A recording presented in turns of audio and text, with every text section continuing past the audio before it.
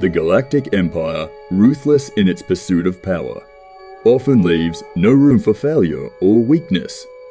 Amidst the countless battles and conquests, there are those who fall through the cracks, left behind, forgotten. This is the story of one such Stormtrooper, designated TK646, who found himself abandoned on a remote planet after a mission gone wrong. TK646 was part of a scouting mission tasked with surveying a remote planet on the edge of the galaxy.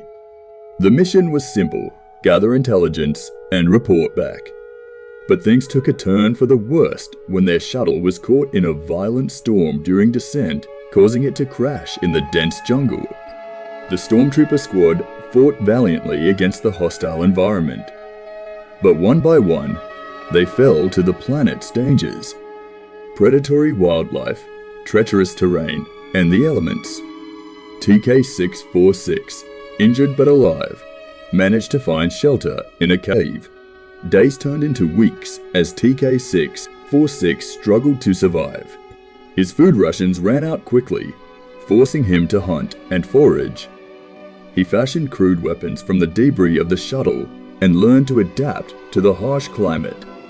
His white armor, once a symbol of the Empire's might, became camouflaged with mud and foliage.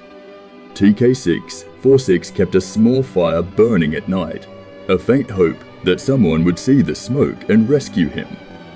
He maintained his comlink, sending out distress signals regularly, but there was never a response. The Empire had moved on, and he was left behind. One day, while scavenging near the crash site, TK646 encountered a local inhabitant, an elderly hermit named Elaris. Elaris had lived on the planet for decades, exiled from his homeworld for reasons he never fully explained. Initially wary of each other, necessity forged an unlikely alliance between the Stormtrooper and the hermit. Elaris taught TK646 the skills necessary to survive: how to find edible plants, purify water, and navigate the dense jungle. In return, TK646 shared his knowledge of technology, repairing Elaris' old equipment and improving their shelter. As months passed, TK646 began to reflect on his life as a Stormtrooper. Stripped of the Empire's propaganda and his role within its machinery, he saw the galaxy through new eyes. He remembered the faces of those he had fought against and those he had lost. He wondered about the righteousness of the cause he had once served without question. Elaris, sensing his inner turmoil, shared stories of the Jedi and the Sith, the endless cycle of conflict, and the hope for peace. These conversations planted seeds of doubt in TK646's mind, challenging his previously unwavering loyalty to the Empire. One morning, TK646 woke to find Elaris gravely ill. Despite his best efforts, he lacked the medical supplies and knowledge to save his friend. Elaris, weak but lucid, grasped TK646's hand. "You have the strength to find your own path," he whispered. "Live for more than just orders and commands. Live for yourself and for others." With those final words, Elaris passed away, leaving TK646 alone once more.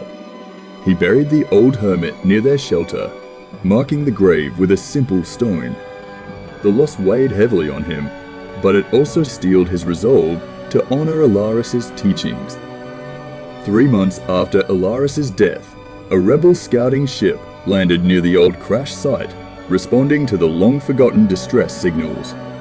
Recognizing the potential for rescue, TK646 identified himself and explained his situation. The rebel leader, Captain Johnson, listened intently.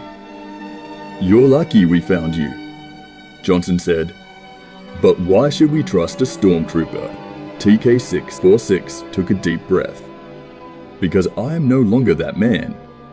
I have been abandoned by the Empire, left to die. I've had time to reflect on my actions, and I see the galaxy differently now." After much deliberation, Johnson agreed to take TK646 aboard. It was a chance for redemption and a new beginning. As they left the planet behind, TK-646 felt a mix of relief and apprehension. His future was uncertain, but he knew one thing. He would never again be a pawn of the Empire.